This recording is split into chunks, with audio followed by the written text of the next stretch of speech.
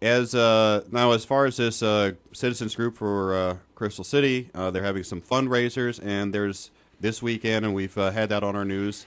They're also working with a law firm in St. Louis, and they've tried to file something that would stop this real estate transaction.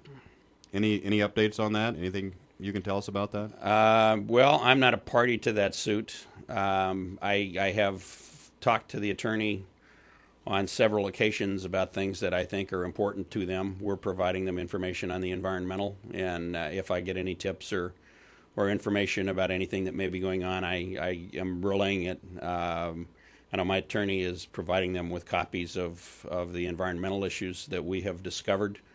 I think that my understanding is they're just trying to get in front of a judge to try to get a temporary restraining order to slow this thing down, to get it heard before it transfers.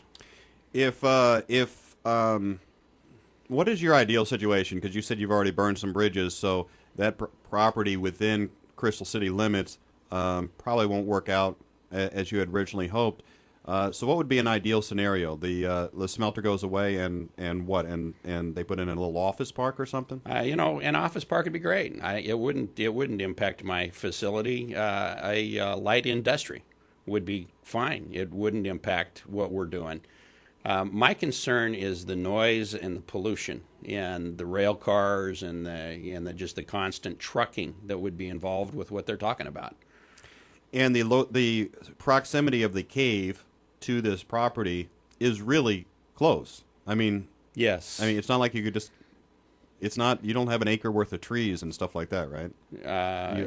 Well, we have acres of trees, but you can hear. We're up on top of River Hills, and just to give you an idea of sound, we can hear the mosquito truck in the summer in Crystal City. Really? Yeah. Oh, yeah. To assume that the people aren't impacted on River Hills, their properties will be devastated. The noise factor, we can hear the football games verbatim, which are great. It's very entertaining, but to listen to constant noise would just be awful. And if a representative from Wings was here, they might just say, "We're just trying to provide some good jobs." Yeah, I'd like to see where they come from. I haven't figured it out.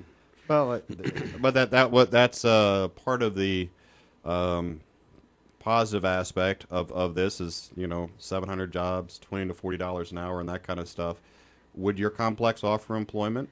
Oh, absolutely. I believe that there'll be more jobs. I believe that they'll be more diverse. I think there will be high-end jobs. I think there will be low-end jobs. Because people, when they reference your project, who know very little about it, say, there'll be a bunch of people parking cars. Well, there will be a bunch of people parking cars, I hope. Yeah. But, you will have, with a convention center, you will have pretty much every trade. They'll all be union because it's no option. I mean, I've got to do a union shop there. You'll have video personnel. You'll have very high-end professionals that will be involved in this complex. You also may have some people who are into sports medicine, that kind of thing. Absolutely. You'll have sports medicine. We have several tenants that have already committed to come in that have sports-related products that are entrepreneurial in nature, and will bring a tremendous amount of sales tax to the community. Now, there will be a certain amount of traffic from your project as well. Yes. And so that will, impact Crystal City a little bit. Certainly. And my hope would be that we would design the traffic patterns so that it would impact it as little as possible. But, let's face it, if we have an event where there's 5,000 people, that's probably 2,500, 3,000 cars that are going to come visit Crystal City. But all those people will be looking for goods and services. Yes. As well. And hopefully going to stop and eat dinner and stay at the local hotels and go to the bars. Maybe walk down Bailey Road or Festus Main Street or wherever. Absolutely. The people that come to events will just enjoy the heck out of this city. Now, you have been to a lot of these events yourself. You've participated in the Senior Olympics with volleyball and other things. When you talk to people within that community about your project, about a cave and stuff like that, do they start scratching their heads, or what's the reaction you're getting? Total excitement. We went to the last senior games, which was in Kentucky. We interviewed 880 people, which were all athletes. Got maybe 2 people out of that 880 that didn't want to come because it was scary to be underground. The majority of them said, you get it set up, we're on our way. We got several people that want to put businesses in. We've got a man from Arizona that is top of his field in archery, wants to put in a school. They would like to bring in the National Museum from Pittsburgh. They're losing their museum there. And a lot of excitement. If somebody... Well, we kind of talked about the association between you and this citizens group trying to stop the smelter, and it's kind of a loose association. Again, you know, you would prefer not having the smelter there because it would impact your project, but it's not like you're running the group. But if somebody says, you know what, I don't really want to be a part of that citizens group, but I want to find out more about Crystal City Underground, and how do they go about doing that? Well, they can call Fiesta. Our phone number is 314-385-4567. They can go to our website, which is crystalcityunderground.com. I'll be happy to talk to each and every one of them. If they want to call and ask for me personally, I'll be delighted to talk to them, tell them what I have in mind. Be happy to arrange meetings if they want to see the facility, if they're interested in possibly running a business there. I would love to talk to them. A lot of opportunity for people in Jefferson County. And is there anything that you will start doing, not knowing the results as far as the smelter is concerned? Are you going to pave anything? Are you going to put up any signs? You know? We're actually right now trying to get permits from Crystal City to run underground utilities. We're not sure how that's going to work.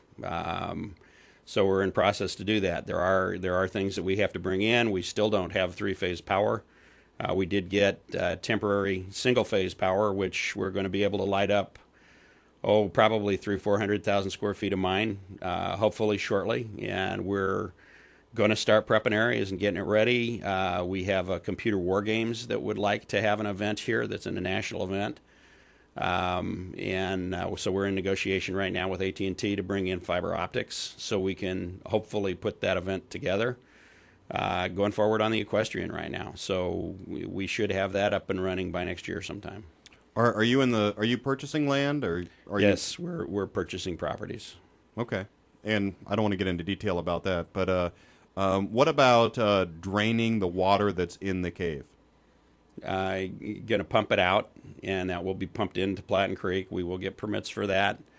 My understanding is that it's a good thing because it will help clean the creek up. The water is extremely clean in there. At one time, one city was thinking about tapping that for drinking water. I mean, Festus actually was trying to buy the rights to the water for that purpose. But I mean, when you say clean, it's crystal. It is clean. And when will that process start? Do you have a timeline on that yet? The latest we got from Ameren UE is February. Okay. And when you say that, to have everything in place to start the pumps and everything else. That's correct. For them to bring utilities to the site. It was originally going to be August of this year, but that got put on hold, and I can't control that. Well, it is kind of exciting that you continue to move forward, though, and you're not stuck by what may or may not happen on the PPG property, right?